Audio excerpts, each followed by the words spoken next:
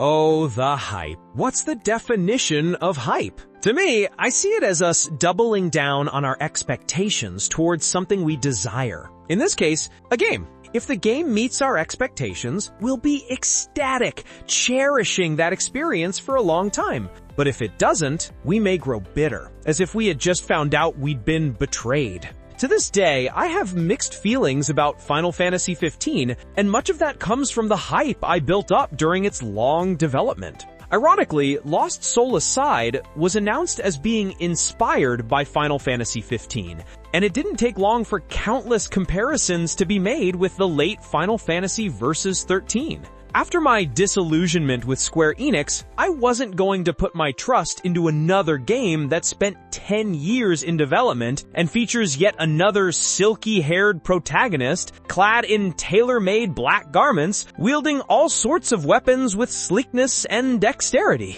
right? Right. Once upon a time. First, a brief introduction regarding the game's development. In 2016, developer Yang Bing posted the teaser for Lost Soul Aside on YouTube. The game quickly caught attention thanks to its style and references, frantic combat, and the fact that it was being developed by a single person. The video drew the attention of not only the gaming community, but also Sony, which sent Yang Bing an email. Fast forward a bit, Ulti-Zero Games was founded with Sony's backing, and Lost Soul Aside became one of the titles under the company's China Hero project. The game's proposals, Yang Bing's drive, and now Sony's money were at least a guarantee that Lost Soul Aside would see the light of day, even if it was nearly 10 years later. As I said, I'd been following the RPG closely, always with anticipation. Each new trailer got me more hyped and hopeful. However, as the release date drew near and the marketing efforts were still weak, I began to grow suspicious. Then, we discovered that the game hadn't been sent to any outlet for review, and I started to feel uneasy.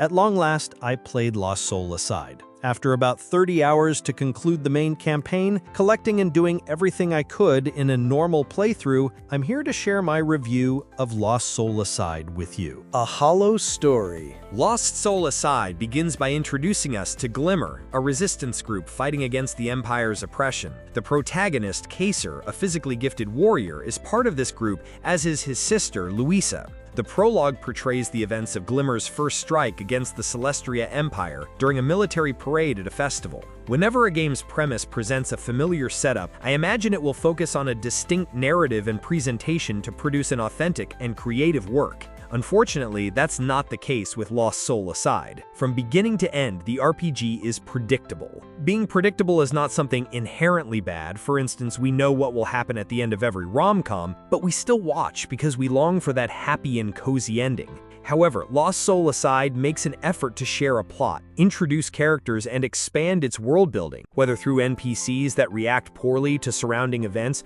or through endless walk-and-talk sequences. The game cares about telling a story. The problem is that it failed to make me care about the story being told. As soon as Glimmer launches its attack against the Empire, things just happen. While Lost Soul Aside seems to have a somewhat interesting lore, the narrative is too choppy and rushed. Each scene's transition is so dry and abrupt that I often wondered if I had accidentally skipped one. What's the opposite of exposition? Because that's pretty much it. There's a lot of style in the cutscenes, and some of them look cool as hell, but no substance. When the Resistance begins to face off against the Empire, a third mysterious force appears. Amidst the destruction, Kaser is sent underground, where he meets a mysterious dragon that grants him fantastical powers. He rushes to find his sister, only to see her soul being drained by one of those monsters that appeared all across the Imperial City, thus setting Kaser on a journey to save his sister, and perhaps in the process, the world as well. Each scene's transition is so dry and abrupt that I often wondered if I had accidentally skipped one. What's the opposite of exposition? Because that's pretty much it. There's a lot of style in the cutscenes, and some of them look cool as hell, but no substance. When the Resistance begins to face off against the Empire, a third mysterious force appears. Amidst the destruction, Kaser is sent underground where he meets a mysterious dragon that grants him fantastical powers. He rushes to find his sister, only to see her soul being drained by one of those monsters that appeared all across the Imperial City, thus setting Kaser on a journey to save his sister, and perhaps in the process, the world as well. After the first couple of hours, whatever you imagine might happen in the story, it does, and everything unfolds without any additional seasoning. It's painfully obvious and doesn't bring anything new to the table. Worse still, the presentation is poor, with awkward English voice acting, non-existent facial expressions, and the repeated use of the default character animations ad nauseum. A cliched plot sometimes holds up with distinctive characters whose worldview and perspective differ from anything we've seen before. Yet again, Lost Soul Aside failed to deliver. Every character is one-dimensional and has no development whatsoever. Their biggest interaction occurs in the aforementioned walk and talk sequences because cutscenes appear to be allergic to dialogue. I mildly enjoyed the banter between Kaser and Irina, his dragon companion, but that was it. At some point, I stopped caring about the story beats. It's a pity really because the prologue initially set the story up for something novel, but it quickly became dull. Everything surrounding Lost Soul Aside's story is half-baked, from the choppy narrative and dry transitions to the awkward English voice acting, non-existent facial expressions, and the repeated use of the default character animations ad nauseum. Play for the gameplay. Suppose you'll skip every cutscene, because all you want is to smash buttons and kick some Voidrak's backside. Will you still get that long-sought enjoyment?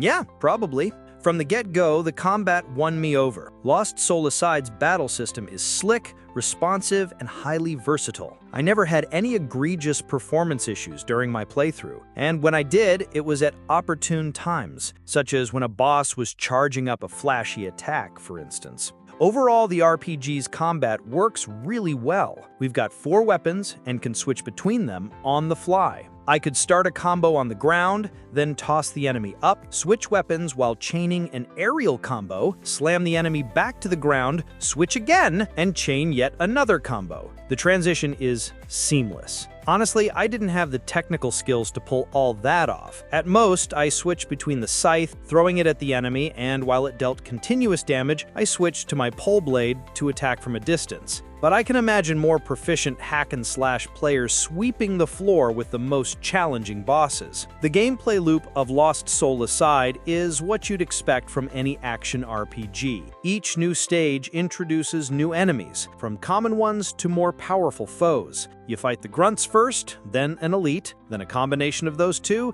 and finally, a boss. Rinse and repeat until the end. Lost Soul Aside's battle system is slick, responsive, and highly versatile. Boss fights are the highlights.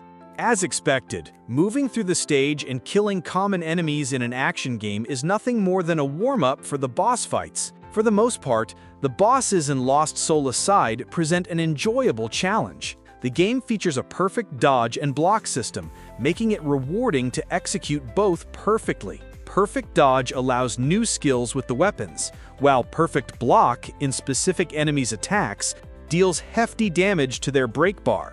Once it's depleted, they get stunned. Most bosses have 2 to 3 phases where their skill set changes a lot, or even the way you interact with them.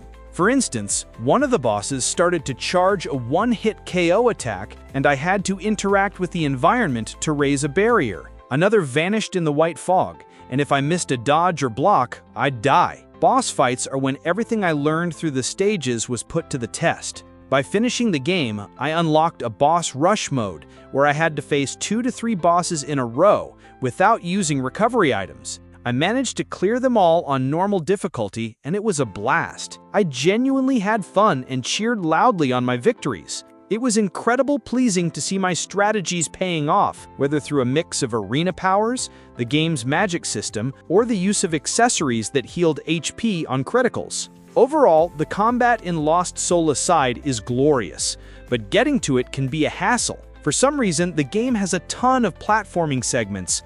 A lot! Initially, it was fun and inventive. However, after 20 hours, each pit I saw gradually drained my excitement. There are also puzzles that most boil down to using a weapon here or there to interact with the environment, and yeah, you guessed it, hopping around on more platforming. There was a jumping section where I fell into the water so many times that I nearly gave up on the game. All in all, if I were to sum up Lost Soul Aside's gameplay, the combat is truly amazing and has depth for veterans. I never got tired of facing the repetitive enemies because I was always challenging myself to test new weapons and combos. The boss battles are the highlight, and they're all pretty unique, with some being visually impressive. Regarding platforming, puzzles, and exploration in general, they're all extremely basic and generic. Not only is Lost Soul Aside aggressively linear, but I was rarely rewarded for going off the beaten path. I often found a chest with the same old potion,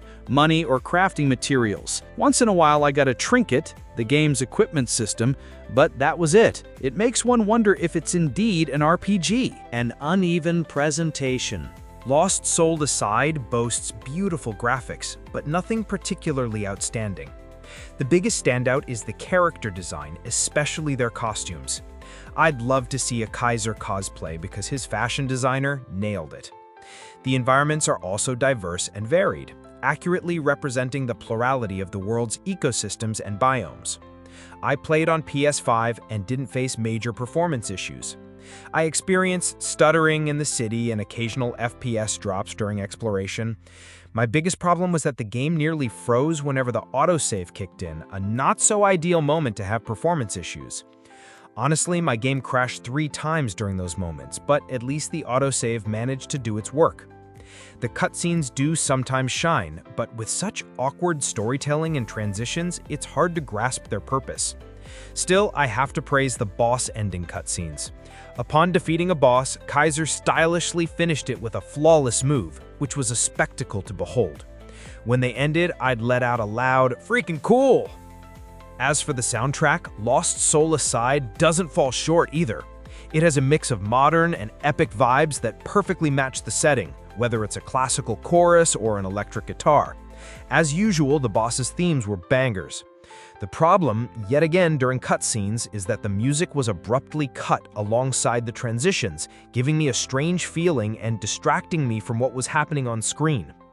Also, it's the first time I'll complain about this in a review, but the game's sound design is really subpar.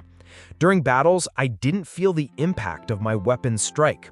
There was no weight behind each attack. Instead of that rewarding auditory feedback when I blocked or pummeled an enemy, it was all a dry thump, like I was hitting foes with a Smash Bros. Fan. As I was writing my review, I couldn't shake off a bittersweet feeling. I really wanted to like Lost Soul Aside, and hoped Yang Bing's project would capture people's hearts. But what I found instead was an unpolished, thoughtless, and, surprisingly, a game still in need of more development time. You know when you come across a game where you can feel the craft in every little detail? Whether it's a bullet shattering a glass or a hidden NPC interaction barely anyone will ever notice. Lost Soul Aside feels like the opposite of that. The game shows no care even for its most crucial aspect. There's no way the abrupt transitions, the awkward narrative, or the stiff character expressions went unnoticed. It feels like Ulti Zero dismissed everything outside of combat and shipped the game by going all in solely on its hack-and-slash action. Closing comments. Lost Soul Aside left a bitter aftertaste of hype seasoned with unmet expectations. It's one of the few RPGs that made me care less about its characters and story the more I played, due to its shoddy narrative and half-baked cutscenes. The gameplay is excellent, offering plenty of versatility for everyone and depth. The post-game challenges will undoubtedly please those wanting to test their hack-and-slash proficiency.